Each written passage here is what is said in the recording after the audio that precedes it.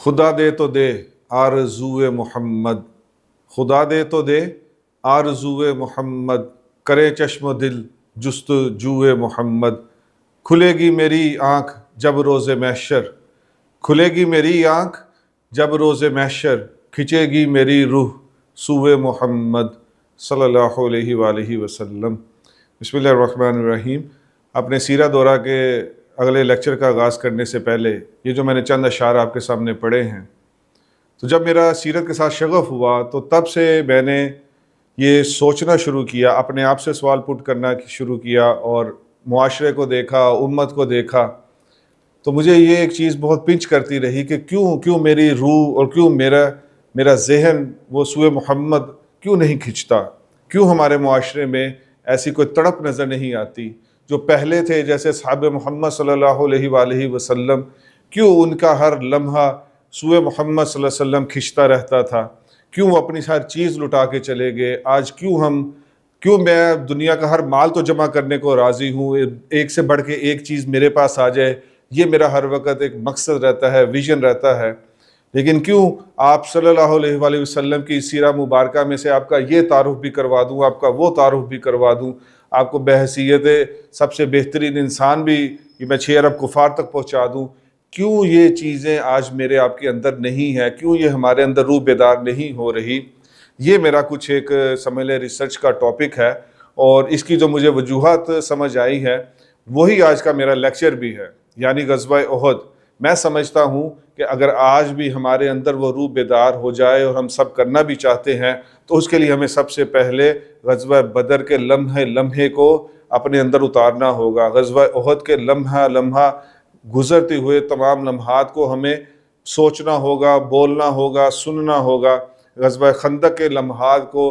पूरे के पूरे लम्हात मुझे हिफ्ज़ होने चाहिए, मुझे याद होने चाहिए। तो इसलिए आज का जो हमारा लेक्चर है ग़ज़वा उहद के बारे में, इसको आप गौर से सुनिए और इंशाअल्लाह ये आपके अंदर वो रूह बेदार करके रहेगा। ग़ज़वा उहद 3 हिजरी में हुआ शवाल में, और इसकी वजूहात जो है उसमें से 2 बड़ी वजूहात हैं। पहली वजह तो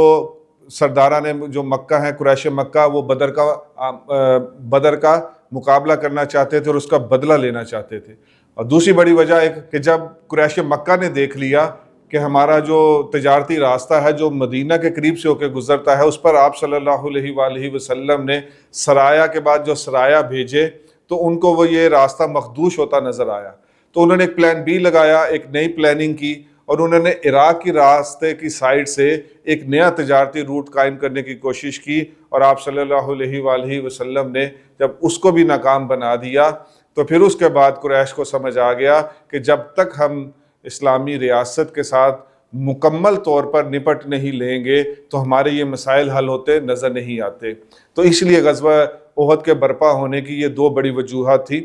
ग़ज़वा उहद की शिद्दत का अंदाज़ा आप यहाँ से लगा सकते हैं कि इसके लिए हर एक जगह से जंगी हथियारों को जमा किया गया। पहली बात, जहाँ से हथियार मिल सकते थे वहाँ से उठा लिए गए। दूसरी बात कि अपने हलीफों में से तकरीबन 3000 जंगजुओं को इकट्ठा किया गया। और उसके लिए तीसरी बात कि जो बदर के मुकाम पर जो काफ़िला अबू सुफियान जो बचकर निकल गया था, जिसके ऊपर बहुत मालियत का माल था, तो उसका सारा मुनाफा ये तय कर लिया गया कि उस मुनाफे से कोई भी फ़ायदा दुनियावी हासिल नहीं करेगा, बल्कि इस मुनाफे को ग़ज़वा उहद के बर्पा करने के लिए जो तमाम अखराजात हैं तो उन तमाम एक्सपेंसेस को मीट किया जाएगा। ये एक कुछ चंद वजूहात थी बेसिकली कि जो ग़ज़वा उहद की बैक एंड पे सरदारा ने कुरैश की प्लानिंग का हिस्सा थी। एक और बड़ी अहम वजह इस ग़ज़वा उहद में ये भी थी कि इस दफ़ा वो एक पूरी प्रॉपर प्लानिंग के साथ आ रहे थे और उन्होंने प्लान ये किया कि नौज़ुबिल्लाह इस दफ़ा हम मोहम्मद अरबी सल्लल्लाहु अलैहि वसल्लम को और जो अकाबिर सहाबा रिज़वानुल्लाह अलैहिम अजमईन है उनका ख़ात्मा कर देंगे, ताकि ये जो हमारे अगेंस्ट ये जो एक मज़हब खड़ा हो रहा है ये यहीं इसको दबा दिया जाए। तो इसलिए ये भी एक बहुत क्लियर कट प्लानिंग थी उनकी। एक और बड़ी अहम बात है कि ग़ज़वा बदर में तो अबू जहल के कहने पर बड़े जाम लुढ़ाते हुए शराब के पैमाने पे पैमाना छलक रहा था और रकासें रक्स कर रही थी। तो ग़ज़वा बदर में तो उन्होंने बहुत हल्ला गुल्ला बर्पा किया था और वजह यही थी कि वो चाहते थे कि مسلمانوں کے ساتھ ساتھ پورے عرب پہ بھی ہماری دھاک بیٹھ جائے. لیکن اس دفعہ بڑی عجیب بات ہوئی کہ اس دفعہ مکمل رازداری برتی گئی، اور اتنی رازداری برتی گئی کہ احد کے مقام سے صرف 8 کلومیٹر پہلے پہنچ کر انہوں نے جب پڑاؤ ڈالا تو اس وقت حضور پاک صلی اللہ علیہ وسلم تک یہ خبر پہنچی کہ وہ قریش کے سردار آپ کے اگینسٹ پھر ایک بہت بڑا لشکر لے کر آ گئے ہیں. تو یہ جب تیاریاں زور و شور پہ مکہ میں شروع ہوئی تو عباس رضی اللہ تعالیٰ عنہ نے ایک شخص کو دوڑایا تاکہ آپ صلی اللہ علیہ وآلہ وسلم کو وہ جا کر اس کے بارے میں بتا سکے. اور اس غزوے کی ایک بہت اہم ترین بات یہ تھی کہ اس وقت کے مکہ کے شاعروں نے ایک آگ لگا دی تھی نوجوانوں کے اندر، اور ان کے اپنی شعر و شاعری کے ذریعے اور بالخصوص اس کے علاوہ عورتوں نے بھی اپنا پورا حصہ ڈالا، اور انہوں نے اپنے گھر کے مردوں کو یہ مجبور کیا اور ان کو پیچھے پڑ گئی کہ تم نے بدر کا بدلہ لے کر آنا ہے. تو یہ بھی ایک بہت اہم بات ہے غزوہ احد کی کہ وہاں کے شاعروں نے اپنا بھرپور حصہ ڈالا اس آگ کو بڑھانے میں. جب یہ پوری تیاری کر کے نکلے ہیں تو عرب کے شہ سواروں میں سے 2 بڑے شہ سوار سپہ سالار اور شہزادے جو بعد میں جا کر اسلام کے سب سے بڑے سپہ سالار اور شہزادے بنے، حضرت خالد بن ولید رضی اللہ تعالیٰ عنہ، وہ دائیں طرف کے فلینک کے اوپر وہ ہیڈ بنائے گئے، اور ابو جہل کے بیٹے اکرمہ بن ابی جہل جو بعد میں جا کر مسلمان ہوئے ہیں رضی اللہ تعالیٰ عنہ، وہ بائیں فلینک کے اور بائیں حصے کے سپہ سالار اور کمانڈر بنا کر وہ مکہ سے روانہ ہوئے ہیں. اور آپ صلی اللہ علیہ وآلہ وسلم نے ادھر مدینہ شریف میں صحابہ رضوان اللہ علیہم اجمعین سے مشورہ کیا کہ بتاؤ ہمیں کیا کرنا چاہیے. آپ صلی اللہ علیہ وآلہ وسلم کا اپنا منشا مبارک بھی یہی تھا کہ مدینہ کے اندر رہ کر لڑا جائے، اور اکابر صحابہ کا بھی یہی مشورہ تھا. لیکن جو صحابہ بدر میں جا کر اپنی بہادری نہیں دکھا سکے تھے، ان میں سے اور نوجوان صحابہ میں سے اکثر کا یہ مشورہ تھا کہ نہیں باہر جا کر لڑا جائے. جب آپ صلی اللہ علیہ وآلہ وسلم کو نے دیکھا کہ زیادہ تر تعداد ان مشورہ دینے والوں کی ہے کہ جو مدینے سے باہر جا کر لڑنا چاہتے ہیں، تو پھر اس وقت آپ صلی اللہ علیہ وآلہ وسلم آپ اپنے گھر کے اندر گئے ہیں، اور آپ نے جا کر تو جب آپ صلی اللہ علیہ وآلہ وسلم نے دیکھا کہ زیادہ تر رائے جو آ رہی ہے وہ اسی بارے میں ہے کہ مدینے سے باہر جا کر لڑا جائے، تو پھر آپ صلی اللہ علیہ وآلہ وسلم اپنے حجرہ مبارک میں گئے ہیں، اور آپ نے اپنا جنگی لباس جو وہ زیب تن کیا ہے. اس دوران میں ان نوجوان صحابہ کو بڑے اکابر صحابہ رضوان اللہ علیہم اجمعین نے یہ کہا کہ تم لوگوں نے آپ صلی اللہ علیہ وآلہ وسلم کی منشا کے خلاف کیا ہے. ان کو بھی اس کے اوپر کچھ ندامت ہوئی، اور انہوں نے حضرت حمزہ رضی اللہ تعالیٰ عنہ کو آپ صلی اللہ علیہ وآلہ وسلم کے پاس بھیجا کہ ہم اپنی اس رائے سے بیک آؤٹ کرتے ہیں، جو آپ صلی اللہ علیہ وآلہ وسلم کا منشا ہوگا ہم اسی کے مطابق مورچہ بند ہونے کو لڑنے کو تیار ہیں. لیکن آپ صلی اللہ علیہ وآلہ وسلم نے فرمایا کہ ایک نبی کے شان نہیں ہے کہ وہ اپنا جنگی لباس پہن لے اور پھر اس کے بعد وہ جنگ کے لیے نہ جائے. تو آپ صلی اللہ علیہ وآلہ وسلم پھر مدینے سے اپنا لشکر لے کر نکلے ہیں. تو شیخین کے مقام پر آپ صلی اللہ علیہ وآلہ وسلم نے 14 نوجوان صحابہ کو واپس کیا ہے کہ جن کو ان کی کم عمریں ہونے کی وجہ سے جہاد میں حصہ لینے سے منع کر دیا گیا. آگے چل کر شواد کے مقام پر آپ صلی اللہ علیہ وآلہ وسلم کے ساتھ چلتے ہوئے جو منافقین کا سردار عبداللہ بن ابی جا رہا تھا، وہ اپنے 300 لوگوں کو لے کر یہاں سے بیک آؤٹ ہو گیا. تو آپ دیکھ لیجئے کہ منافقین کا یہ ہمیشہ سے یہی طرز عمل رہا ہے اور رہے گا کہ وہ عین جب لڑائی کے موقع پر وہ کوئی ایسی حرکت کرتے ہیں کہ جس سے مسلمانوں کا مورال ڈاؤن ہو. تو آج بھی مسلمان معاشرے میں پاکستان میں یہ جو منافقین ہیں یہ ہر وقت آپ کا مورال ڈاؤن کرنے کی کوششوں میں لگے رہتے ہیں. عبداللہ بن ابی نے یہ پلی لی اور یہ اس نے کہا کہ چونکہ ہماری بات مانی نہیں گئی، کیونکہ عبداللہ بن ابی کا بھی یہی موقف تھا کہ مدینہ کے اندر مورچہ بند ہو کے لڑا جائے، باہر جا کے نہ لڑا جائے. تو اس لیے اس نے اس بات کو پلی بنا کر تو اس نے اپنے ساتھیوں کے ساتھ بیک آؤٹ کیا، اور صحابہ رضوان اللہ علیہم اجمعین آپ صلی اللہ علیہ وآلہ وسلم کے ساتھ آگے احد کی طرف چلے گئے ہیں. جب آپ صلی اللہ علیہ وآلہ وسلم احد کے مقام پر پہنچے ہیں تو آپ نے احد پہاڑ کو اپنی پشت پہ رکھا اور آپ نے صف بندی کی. احد کے قریب ہی ایک چھوٹا سا ایک پہاڑی درہ تھا. آپ صلی اللہ علیہ وآلہ وسلم نے حضرت جبیر رضی اللہ تعالیٰ عنہ کو 50 تیر انداز دے کر اور ان کو اس پہاڑی درے کے اوپر ان کو اپوائنٹ کیا، اور بڑے کیٹاگوریکل یہ الفاظ کہے کہ دیکھو تم اس کسی صورت میں اس درے سے نیچے نہ اترنا. اگر تم یہ دیکھو کہ پرندے آ کر ہماری لاشوں کو نوچ رہے ہیں تو پھر بھی اس جگہ کو نہیں چھوڑنا۔ تو یہ وہ جگہ تھی جو آگے چل کے آپ کو پتہ چلے گا کہ وہ مسلمانوں کے نقصان کا باعث بھی بنی۔ تو اسی طرح یہ غزوہ بدر کا آغاز ہوا ہے۔ واقعہ میں آپ سے شیئر کرنا چاہتا ہوں، یہ بہت ہی ایمان افروز واقعہ ہے۔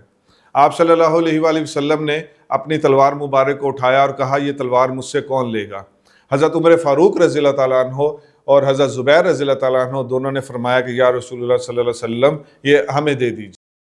اب یہاں پہ مولانا سعد کاندھلوی صاحب جو انڈیا بستی نظام الدین مسجد کے جو بڑے بھی ہیں اور تبلیغ جماعت کے انڈیا کے امیر بھی ہیں، تو انہوں نے یہاں ایک بڑا خوبصورت پوائنٹ بیان کیا ہے اسی واقعے کو بیان کر کر۔ انہوں نے کہا کہ دیکھو رشتہ داروں کو نہیں دیا، عمر فاروق رضی اللہ تعالیٰ عنہ و ابو بکر صدیق رضی اللہ تعالیٰ عنہ کے بعد سب سے قریب ترین ساتھی بھی ہیں، اور آپ صلی اللہ علیہ وسلم کی جو زوجہ ہے وہ ان کی بیٹی بھی ہیں، تو رشتہ دار ہوتے ہوئے بھی اور اہل ہوتے ہوئے بھی ان کو نہیں دیا۔ زبیر رضی اللہ تعالیٰ عنہ بھی آپ کے جو وہ اتنے قریبی رشتہ دار ہیں اور لیکن ان کو بھی نہیں دیا، بلکہ آپ نے انصار میں سے حضرت ابو دجانہ رضی اللہ تعالیٰ عنہ کو یہ تلوار عنایت فرمائی۔ ابو دجانہ رضی اللہ تعالیٰ عنہ نے پوچھا یا رسول اللہ صلی اللہ علیہ وسلم اس کا حق کیا ہے؟ تو ایک روایت کے مطابق آپ صلی اللہ علیہ وسلم نے فرمایا اس کا حق یہ ہے کہ اس کے ساتھ دشمن کو اتنا مارو کہ یہ مڑ جائے۔ تو حضرت ابو دجانہ رضی اللہ تعالیٰ عنہ نے کہا کہ میں اس کا حق ادا کرنے کو تیار ہوں۔ آپ صلی اللہ علیہ وآلہ وسلم نے حضرت ابو دجانہ رضی اللہ تعالیٰ عنہ کو وہ تلوار عنایت کر دی۔ دکتور مہدی رزق اللہ احمد صاحب کی سیرت کی جو کتاب ہے اس میں انہوں نے ایک اور روایت پیش کی ہے جو ابو دجانہ رضی اللہ تعالیٰ عنہ کے فضیلت کو بیان کرتی ہے۔ اس میں ساتھ انہوں نے یہ بھی مینشن کیا ہے کہ شاید اس کی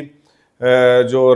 سند ہے اس میں تھوڑا ضعف ہے، بہرحال انہوں نے اس میں یہ روایت پیش کی ہے کہ ابو دجانہ رضی اللہ تعالیٰ عنہ نے کہا کہ میرے خلیل نے مجھ سے عہد لیا کہ میں پچھلی صف میں کھڑا نہیں ہوں گا۔ تو آپ صلی اللہ علیہ وسلم کے دین کی حفاظت کرنے کے لیے ابو دجانہ رضی اللہ تعالیٰ عنہ کے الفاظ آج بھی مجھے آپ کو تر و تازہ رکھ سکتے ہیں کہ جس نے بھی یہ دین کی حفاظت کرنی ہے اس کو تھوڑا سا اپنا قربانی بڑھانی پڑے گی اور اس کو پہلی صفوں میں آنے کی کوشش کرنی پڑے گی۔ غزوہ احد میں جو مسلمانوں کا جنگی کوڈ ورڈ تھا جس کو شعار کہتے ہیں وہ تھا موت کے گھاٹ اتار دو، موت کے گھاٹ اتار دو۔ غزوہ احد میں ایک اور بڑی اہم اور بڑی دلچسپ بات جو ہے وہ ابو عامر راہب کی ہے۔ ابو عامر راہب یہ آپ صلی اللہ علیہ وآلہ وسلم کے آنے سے پہلے یہ مدینہ میں ایک بڑا صوفی سا مشہور تھا اور اس کی بہت سی فالوئنگ ہو چکی تھی، لیکن جب آپ صلی اللہ علیہ وآلہ وسلم آئے تو یہ پھر غزوہ احد سے پہلے بھاگ کر اور مکہ چلا گیا، اور ادھر سے یہ جب مکہ والوں کے ساتھ آ رہا تھا تو یہ بہت شیخی بگاڑ رہا تھا اور یہ ان کو کہہ رہا تھا کہ دیکھو یہ جو مدینہ والے اوس اور خزرج والے ہیں اس میں تو میرے بہت سے مریدین ہیں، جب ہم دونوں آمنے سامنے آ کر لشکر کھڑے ہوں گے تو تم دیکھنا میں ایک آواز لگاؤں گا اور یہ وہی لوگ ہیں کہ جو میرے ان محمد کے آنے سے پہلے میرے اوپر جان چھڑکتے تھے اور میں ان کے لیے ایک بہت بڑا پیر ٹائپ انسان تھا۔ تو اس نے کہا دیکھنا میں جب تمہارے کیمپ سے ایک آواز لگاؤں گا تو وہاں سے درجنوں لوگ بھاگ کر میری آواز پر ہمارے کیمپ میں آ جائیں گے۔ تو ابو عامر کو یہ خوش فہمی تھی، اور جب یہ کیمپ میں آ کے اس نے آواز لگائی انصار مدینہ پر کہ لوگوں انصار مدینہ کے لوگوں سے کہا دیکھو میں ابو عامر راہب ہوں، مجھے پہچانتے ہو؟ تو ادھر سے آپ جانتے کیا جواب آیا؟ ادھر سے جواب آیا او جھوٹے۔ تو یہ بیچارہ اپنا منہ لے کے رہ گیا، اور صحابہ رضوان اللہ علیہم اجمعین نے یہ دکھا دیا کہ جو نسبت ہے اب وہ صرف محمد عربی صلی اللہ علیہ وسلم کی نسبت کی وجہ سے ہی ہمارے لیے کوئی نسبت اب قائم رہے گی، باقی تمام نسبتیں جو زمانہ جاہلیت کی تھی وہ انہوں نے ختم کر دی۔ اب ہم چلتے ہیں کہ جب غزوہ احد برپا ہوا تو غزوہ احد کے برپا ہونے سے پہلے ابو سفیان نے ایک بڑی کمال قسم کی جنگی چال چلی۔ ابو سفیان نے واضح بلند کہا کہ دیکھو ہمارا اوس اور خزرج کے لوگوں، ہمارا تمہارے ساتھ کوئی جھگڑا نہیں ہے اور ہمیں تم سے جنگ کرنا کسی صورت بھی پسند نہیں ہے۔ ابو سفیان کا یہ خیال تھا کہ شاید میں ایسی بات کہوں گا اور یہ لوگ شاید مجبوری کے تحت آ چکے ہوں گے، تو ہو سکتا ہے کہ میری اس بات سے متاثر ہو کر یہ لوگ آپ صلی اللہ علیہ وآلہ وسلم کے لشکر سے ٹوٹ کر واپس مدینہ چلے جائیں کہ بھئی ہم کیوں اپنی جانیں کھپائیں، ہم کیوں اپنے بچوں کو یتیم کریں، یہ جھگڑا تو ان کا ہے۔ اور ادھر سے آنے والے ابو سفیان نے بھی یہ بڑا کلیئر کٹ کیٹاگوریکل کہہ دیا کہ ہم تم سے لڑنا نہیں چاہتے، لیکن وہ بہت اس وقت ان کی بہت بڑی یہ بے وقوفی تھی کہ وہ یہ سمجھ رہے تھے، وہ یہ سمجھ نہیں پائے کہ صحابہ رضوان اللہ علیہم اجمعین بیعت عقبہ ثانیہ کے بعد آپ صلی اللہ علیہ وآلہ وسلم کے ساتھ صرف فدائیت کا اور جان نثاری کا تعلق رکھتے تھے، ان کے لیے کائنات کی کوئی چیز کوئی حیثیت رکھتی نہیں تھی۔ اس میں ایک اور بڑی اہم بات ہے کہ جو وحشی بن حرب تھے، یہ صرف اور صرف حضرت حمزہ رضی اللہ تعالیٰ عنہ کو شہید کرنے کے لیے اس جنگ میں شریک ہوئے تھے، یہ سیرت نگاروں نے لکھا ہے۔ اور جب پہلے حلے میں لڑائی ہوئی ہے تو مسلمانوں کا پلہ بھاری رہا، اور جو قریش کے جتنا بھی لشکر تھا، اس تمام لشکر کو دم دبا کر واپس بھاگنا پڑا۔ تو جب یہ لشکر واپس بھاگا ہے تو مال غنیمت جو گراؤنڈ والے تھے، انہوں نے مال غنیمت جب جمع کرنا شروع کیا تو وہ اس پہاڑی درے پر جو حضرت جبیر رضی اللہ تعالیٰ عنہ کے ساتھ جو 50 اور صحابی وہاں اپوائنٹڈ تھے، ان میں سے یہ ایک بحث شروع ہو گئی کہ اب تو ہم جنگ جیت چکے ہیں اور اب تو دشمن بھاگ رہا ہے، تو اس لیے ہمیں نیچے اتر کر مال غنیمت کو اپنے اپنے قبضے میں لینا چاہیے۔ جبکہ ان کے امیر نے ان کو سمجھایا بھی، حضور پاک صلی اللہ علیہ وآلہ وسلم کی ہدایت کا بارے میں دوبارہ ریپیٹ کیا انہوں نے کہ دیکھو آپ صلی اللہ علیہ وسلم نے اتنی سختی سے ہدایت دی ہے، اس لیے ہمیں کسی صورت نیچے نہیں جانا چاہیے۔ لیکن انہوں نے پھر یہی موقف اپنایا کہ چونکہ ہم جنگ جیت چکے ہیں، چونکہ اب دشمن بھاگ رہا ہے، تو اس لیے نیچے جا کر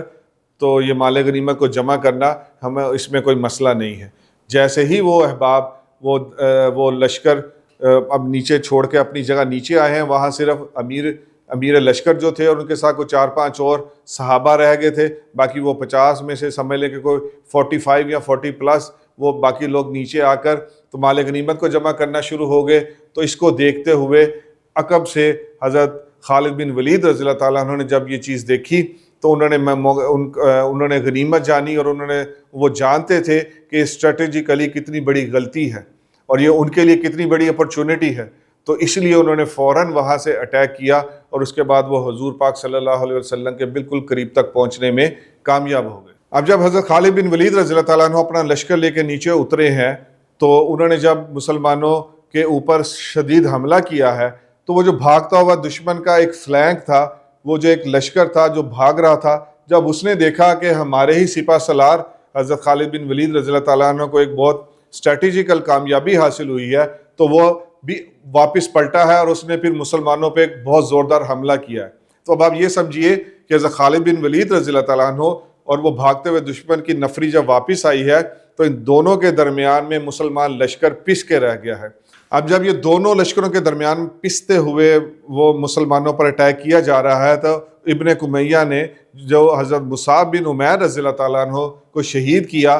تو حضرت مصعب بن عمیر رضی اللہ تعالیٰ عنہ کو وہ یہ سمجھا کہ اس نے نعوذ باللہ جیسے محمد عربی صلی اللہ علیہ وسلم کو شہید کر دیا ہے، اور اس نے باواز بلند یہ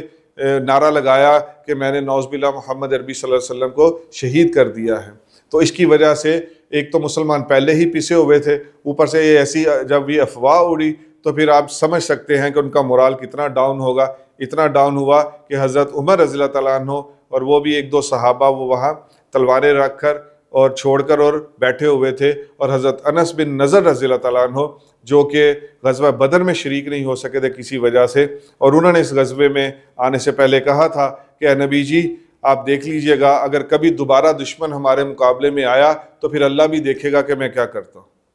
تو وہ انس بن نضر رضی اللہ تعالیٰ عنہ نے جب دیکھا حضرت عمر فاروق رضی اللہ تعالیٰ عنہ کو، تو انہوں نے یہ پوچھا کہ آپ یہاں کیا ایسے کیوں بیٹھے ہیں؟ انہوں نے کہا کہ اب حضور پاک صلی اللہ علیہ وسلم تو اس دنیا میں رہے نہیں، تو اب لڑائی کا کیا فائدہ؟ تو سنیے، غور سے سنیے، ان کے یہ جو الفاظ ہیں یہ قیامت کی صبح تک ہر مجاہد جو پہلی صف کا مجاہد ہے، جو اخلاص نیت کے ساتھ لڑ رہا ہے، مجاہد ہے جو دنیا کا کوئی فائدہ کوئی مقام کچھ نہیں چاہتا، یہ اس طرح کے مجاہدین کے لیے ہمیشہ ایک ٹونک کا کام دے گا، اور یہ اس طرح مجاہد کو ہمیشہ کھڑا رکھے گا، چاہے سامنے پورے کا پورا لشکر ہو اور ادھر ایک اکیلا مجاہد ہو۔ یہ سنیے انہوں نے کیا کہا، انہوں نے جو عربی کے الفاظ کہے اس کا مفہوم یہ بنتا ہے کہ یعنی انہوں نے عمر فاروق رضی اللہ تعالیٰ سے کہا کہ چلو وہیں چل کر جان دیتے ہیں جہاں محمد عربی صلی اللہ علیہ وسلم نے اپنی جان دی ہے، اور یہ کہہ کر وہ اپنی تلوار لے کے بڑھے اور انہوں نے اللہ سے کہا کہ اللہ جی جو میرے ساتھی کر رہے ہیں میں اس سے بری ہوں اور میں اس سے برات کا اظہار کرتا ہوں۔ اب اس کے بعد دشمن کے لشکر میں گھس گئے اور اتنے زخم آئے ان کو، اتنے زخم آئے سیرت کی کئی کتابوں میں لکھا ہے کہ کوئی 70 کے قریب زخم آئے اور ان کی لاش پہچانی نہیں جاتی تھی، ان کی انگلیوں کی پوروں سے ان کی بہن نے ان کی لاش کو پہچانا۔ غزوہ احد میں شدید دفاع کرنے والے صحابہ رضوان اللہ علیہم اجمعین کا ذکر چل رہا ہے، اور خالی صحابہ رضوان اللہ علیہم اجمعین نہیں تھے، صحابیات نے بھی ان سے بڑھ کر اپنا حصہ ڈالا۔ اب میں آپ کو ام عمارہ رضی اللہ تعالیٰ عنہ کا غزوہ احد میں کیا کردار تھا وہ بتانے لگا ہوں، لیکن یقین جانیے کہ کبھی کبھی سوچ کے حیرانگی ہوتی ہے کہ ایسا دین اور اتنی رچ ہسٹری اور ایسی فدائیت اور ایسی جان نثاری جس کو ملی ہو، اور آج ہم 22 کروڑ کا حال کیا ہے، تو یہ کوئی اس کی کوئی لاجک سمجھ نہیں آتی کہ کیوں ایسے ڈوبے ہم، اور کیوں ابھی تک واپس اٹھنے کی کوئی سوچ ہی نہیں آ رہی۔ اٹھنا تو بہت دور کی بات ہے۔ تو اب آپ دیکھیے کہ حضرت ام عمارہ رضی اللہ تعالیٰ عنہ ان کو اس غزوے کے دوران 13 زخم لگے ہیں، اور ایک زخم ان کے کندھے پہ اتنا گہرا آیا کہ وہ 1 سال تک نہیں وہ بھر سکا۔ اور آپ صلی اللہ علیہ وآلہ وسلم کے یہ الفاظ جو ام عمارہ رضی اللہ تعالیٰ عنہ کی فضیلت میں اور شان میں آپ نے کہے کہ ہم نے روز احد جس طرف بھی دیکھا ام عمارہ رضی اللہ تعالیٰ عنہ کو پایا۔ ادھر مجھے ایک استاد جی نے بڑی خوبصورت بات کہی، انہوں نے کہا کہ نبی جی کی زبان سے مبالغہ یہ حرام ہے، یہ کفر ہے، کہ اگر کوئی انسان یہ سوچے کہ شاید انہوں نے بات کو بڑھانے کے لیے ایسی بات کہہ دی تو یہ کفر ہے، یہ نبی کا شان مقام نہیں ہے۔ تو اب آپ یہ دوبارہ سنیے کہ ہم نے جدھر دیکھا ہم نے ام عمارہ رضی اللہ تعالیٰ عنہ کو پایا، یعنی کہ میری حفاظت کرتے پایا، یعنی کہ وہ سپہ سالار جب جو عرب کے سب سے بڑے جنگجو تھے، خالد بن ولید رضی اللہ تعالیٰ عنہ، اکرمہ بن ابی جہل رضی اللہ تعالیٰ عنہ، اتنے بڑے بڑے سپہ سالار اور اتنے بڑے بڑے جنگجو کہ جو صرف عرب کے نہیں، جو اس صدی کے نہیں، جو پوری نوع انسانی میں ٹاپ آف دی لسٹ میں آتے ہیں۔ اور یہ بات میں آپ کو اپنی طرف سے نہیں کہہ رہا، مسلمانوں کی طرف سے نہیں کہہ رہا، یہ روئے کیسا گرینڈا ایک آسٹن یونیورسٹی کے پروفیسر ہیں ہسٹری کے، یہ ان کے الفاظ ہیں کہ وہ بھی کہتے ہیں کہ میں نے جو تین ٹاپ کے سپہ سالار اعظم ہیں ان کے اوپر انہوں نے لیکچر دیا اپنی یونیورسٹی میں، اس میں سے خالد بن ولید رضی اللہ تعالیٰ عنہ پہ لیکچر دیا ہے جو 2.25 گھنٹے کا ہے، اور اس کو ملین ویوز ہیں یوٹیوب کے اوپر۔ تو میں یہ ان کے بارے میں بات کہہ رہا ہوں کہ ان کی اور ریٹیلیٹ کرنا اور ان کا حملہ روکنا ام عمارہ رضی اللہ تعالیٰ عنہ کا، اب اس کو بیٹھ کے سوچئے اور پھر سوچتے رہیے کہ کیسی جان نثاری اور فدائیت صحابیات نے بھی دکھائی ہے احد والے دن۔ سب سے جو مجھے ہلا کے گیا جو واقعہ وہ بیسیکلی، اور جو میں بھی کھڑا رہا اپنے اس دینی محنت میں چند سالوں تک، اس میں یہ بہت آغاز میں جب میں دین کی محنت کی طرف آیا تو بہت آغاز میں نے حضرت سعد بن ربیع رضی اللہ تعالیٰ عنہ کا واقعہ پڑھ لیا تھا۔ حیات الصحابہ میں نے 3 جلدیں خریدی، یہ 2008 میں جب میں نے الحمدللہ 4 ماہ لگائے رائے ونڈ میں، تو وہاں سے جب میں لے کے آیا تو آپ یقین جانیے کہ 2008 میرا وہ سال تھا کہ جو میں دین کی طرف آیا، ایک گٹار سیکھتے سیکھتے ادھر آیا۔ تو وہ جب آپ سوچیں کہ اس وقت اس واقعے کو سننے کے بعد آج تک اس واقعے نے مجھے ایک ڈرائیونگ فورس دی ہوئی ہے کہ میں دین کی آواز لگاتا رہوں۔ تو اب وہ واقعہ بھی سن لیجئے، اور پھر دل کرتا ہے کہ یہ واقعات ایسے ہیں کہ بس ساری زندگی یہی سناتے سناتے ہم قبر میں چلے جائیں۔ اللہ پاک سے مانگیے اللہ پاک آپ کو بھی یہ کیریئر دے دے کہ یہ واقعات غزوہ بدر کے، غزوہ احد کے، غزوہ خندق کے، حدیبیہ کے، فتح مکہ کے، یہ سناتے سناتے جس کی زندگی گزرے گی 2024 کے پورے عالم کفر کی یلغار میں یہ واقعہ سنانا کیا ویٹیج رکھتا ہے، اور کیا ویٹیج جس کا لگے گا روز محشر، یہ سوچتے ہوئے جس کی زندگی اور یہ سناتے ہوئے جس کی زندگی گزرے گی، بتائیے اس سے خوش قسمت اور انسان کون ہو سکتا ہے۔ تو سنیے حضرت سعد بن ربیع رضی اللہ تعالیٰ عنہ کا واقعہ۔ آپ صلی اللہ علیہ وآلہ وسلم نے فرمایا، کون ہے جو مجھے سعد کی خبر لا کر دے؟ میں نے اس کو وادی کے پرلی طرف 12 نیزے پیوست اس کے جسم میں دیکھے ہیں۔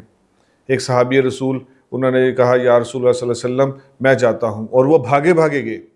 کیوں کہ وہ حضور پاک صلی اللہ علیہ وسلم کی خواہش تھی، اور اس خواہش کے لیے بس کوئی سیکنڈ بھی ضائع نہ ہو، اللہ پاک یہ فکر مجھے آپ کو بھی نصیب فرما دے۔ وہ بھاگے بھاگے گئے۔ بڑی عجیب بات ہے، سنیے ذرا۔ انہوں نے آواز دی، یعنی غالباً سعد بن ربیع رضی اللہ تعالیٰ عنہ کو ان کی آواز سے آواز دی ہوگی۔ انہوں نے آواز دی، کوئی جواب نہیں آیا۔ کیوں؟ کیونکہ زخموں سے اتنے چور تھے، کیونکہ اب جسم میں کوئی رمق باقی نہیں تھی، کوئی جان، کوئی اندر سکت باقی نہیں تھی۔ تو انہوں نے آواز دی، کوئی جواب نہیں آیا۔ انہوں نے پھر کہا کہ مجھے رسول اللہ صلی اللہ علیہ وآلہ وسلم نے بھیجا ہے۔ وہ سعد بن ربیع رضی اللہ تعالیٰ عنہ جو پہلے جواب نہیں دے رہے، ان میں اتنی جان ہی نہیں، فوراً انہوں نے جواب دیا۔ یہ پہنچ گئے ان کے پاس اور ان سے کہا کہ مجھے حضور پاک صلی اللہ علیہ وآلہ وسلم نے بھیجا ہے۔ انہوں نے انتہائی مشکل سانس لیتے ہوئے انہوں نے کہا کہ آپ صلی اللہ علیہ وآلہ وسلم زندہ ہیں؟ تو آپ دیکھیے کہ اپنی جان نکل رہی اور کس شدید وہ پورا جسم کٹا پھٹا ہوگا، اور اس وقت بھی وہ پوچھ ہی رہے ہیں کہ آپ صلی اللہ علیہ وسلم زندہ ہیں؟ صحابی رسول نے فرمایا جی بالکل زندہ ہیں۔ انہوں نے کہا انصار کو میرا سلام کہنا، انصار کو میرا سلام کہنا، اور ان سے کہنا عقبہ کی رات والا وعدہ نہ بھولنا۔ تسی میں تو وعدہ ہی نہیں کیتا کسی نے۔ کبھی اپنے آپ کو سوال پٹ کیا کہ مسلمان گھر میں پیدا ہونے کے بعد میرا ایک طرح سے وعدہ ہے، اللہ جی آپ کے اور اللہ جی آپ کے نبی کے دین پہ کوئی آنچ نہیں آنے دوں۔ تو یہ ہلا دیتا ہے یہ واقعہ مجھے۔ انہوں نے کہا کہ انصار کو میرا سلام کہنا اور انہیں کہنا کہ عقبہ کی گھاٹی والا وعدہ نہ بھولنا۔ اور آگے جو الفاظ ہیں وہ ہر ایک مجاہد کو، ہر ایک کارکن کو ہمیشہ تر و تازہ رکھیں گے۔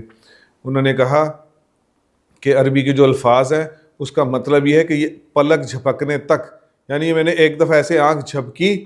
اس میں جتنا وقت لگ گیا، اس پلک جھپکنے کے وقت تک بھی اگر کوئی دشمن محمد عربی صلی اللہ علیہ وسلم تک پہنچ گیا تو روز محشر اللہ تمہارا کوئی عذر قبول نہیں کریں گے۔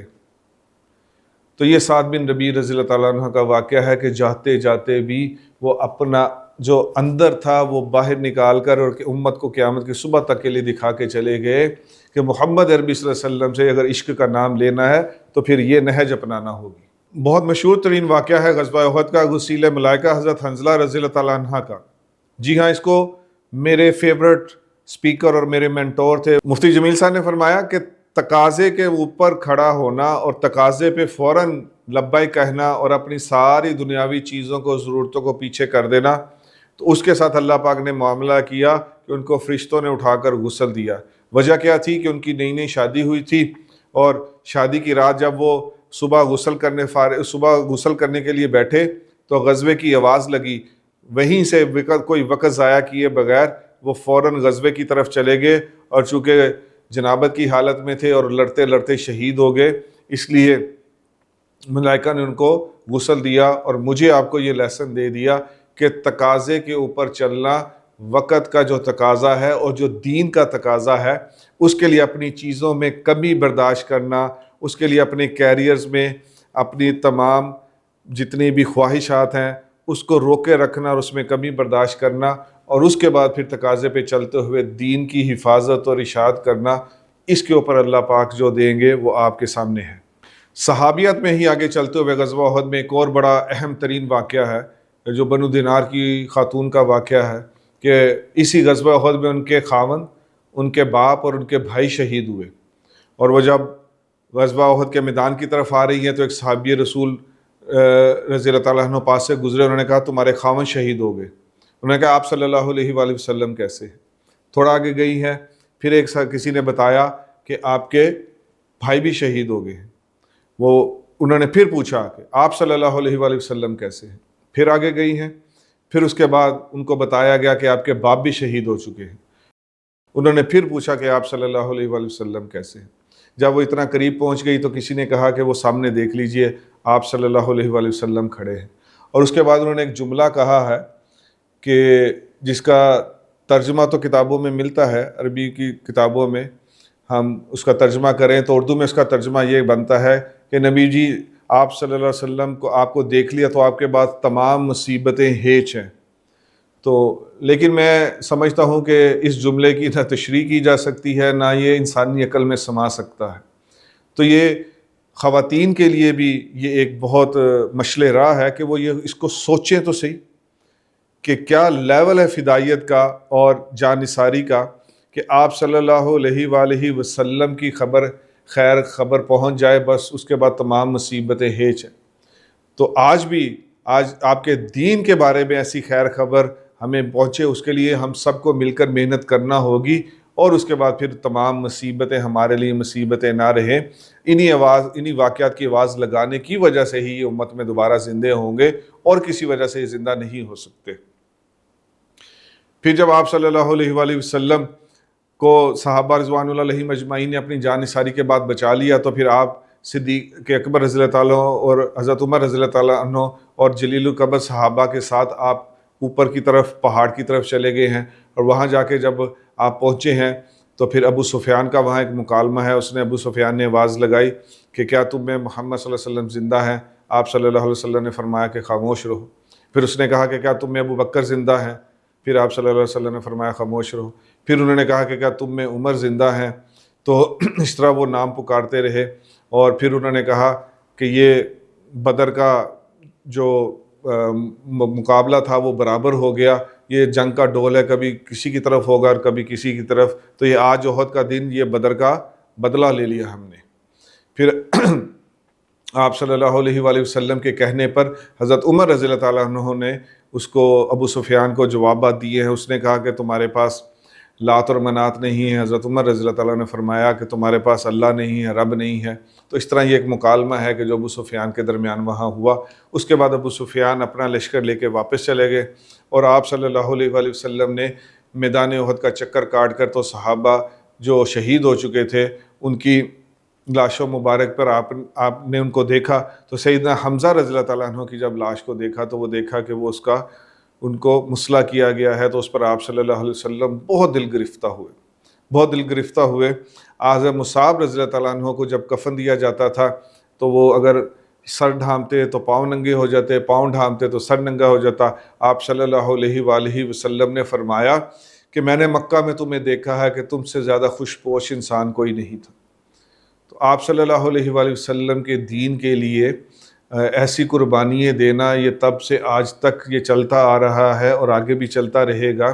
آپ میں سے ہر ایک کو یہ فیصلہ کرنا ہوگا کہ مجھے اس میں کتنا تھوڑا تھوڑا کر کے آگے بڑھنا ہے، اور پھر ایک دن ایسا مقام آئے گا کہ ہم بھی ان صحابہ رضوان اللہ علیہم اجمعین کی قربانیوں کو زندہ کرنے والے بن جائیں گے۔ ہماری اوقات تو نہیں ہے کہ ہم اس لیول کی قربانی دے سکیں، لیکن ہم اس کا کوئی نہ کوئی کاپی تو خود بھی پیش کر سکتے ہیں آج کے اس دور میں بھی۔ مسلمانوں کی طرف سے تقریباً 70 صحابہ رضوان اللہ علیہم اجمعین شہید ہوئے ہیں۔ مشرکین کی طرف سے 22 کفار جہنم واصل ہوئے ہیں۔ آپ صلی اللہ علیہ وآلہ وسلم نے فرمایا کہ ایک دو صحابہ کو ایک ایک کپڑے میں دفن کر دیا جائے، اور ایک ان میں سے جو زیادہ حافظ قرآن ہے اس کا چہرہ وہ مشرق اس کی طرف کعبے کی طرف کیا جائے۔ آپ صلی اللہ علیہ وسلم نے فرمایا روز قیامت ان کے حق میں گواہی دوں گا کہ دشمنوں کے صفوں میں اکیلے گھس گئے۔ ابن القیم رحم اللہ نے یہاں ایک بہت اہم پوائنٹ ریز کیا ہے۔ انہوں نے کہا کہ آپ صلی اللہ علیہ وسلم کی نافرمانی کا خوفناک نتیجہ یہ امت نے دیکھ لیا۔ اب آپ خود سوچ لیں کہ آج حضور پاک صلی اللہ علیہ وسلم کی صرف ایک چیز میں نہیں بلکہ تقریباً پورے کے پورے دین میں نافرمانیاں چل رہی ہیں، لیکن ہم کوئی ٹس سے مس نہیں ہو رہے، اور وہاں احد میں صرف ایک نافرمانی کا خوفناک نتیجہ وہ مسلمانوں کے سامنے ہمیشہ کے لیے آ گیا۔ ابن القیم نے یہ بھی ایک پوائنٹ ریز کیا ہے کہ اگر ہمیشہ مسلمان ہی غالب رہتے تو پھر کوئی بھی کافر نہ رہتا۔ وہ دیکھتا کہ چونکہ ان کے ساتھ اللہ ہر وقت رہتا ہے تو اس لیے وہ ایمان قبول کر لیتے، تو اس لیے انہوں نے کہا کہ یہ حکمت ہے کہ کبھی کفار غالب آتے ہیں، کبھی مسلمان غالب آتے ہیں، اللہ پاک ایسے ہی ان سے امتحان لیتے رہیں گے۔ خواتین کی شرکت اس میں رہی ہے، اور وہ زیادہ تر زخمیوں کو پانی پلانا، اس میں ام عمارہ رضی اللہ تعالیٰ عنہ، حمنہ بنت جہش رضی اللہ تعالیٰ عنہ، سیدہ عائشہ رضی اللہ تعالیٰ عنہ، ام سلیت رضی اللہ تعالیٰ عنہ، ام سلیم رضی اللہ تعالیٰ عنہ، یہ خواتین انہوں نے شرکت کی ہے پانی پلانے میں اور زخمیوں کی مرہم پٹی کرنے میں۔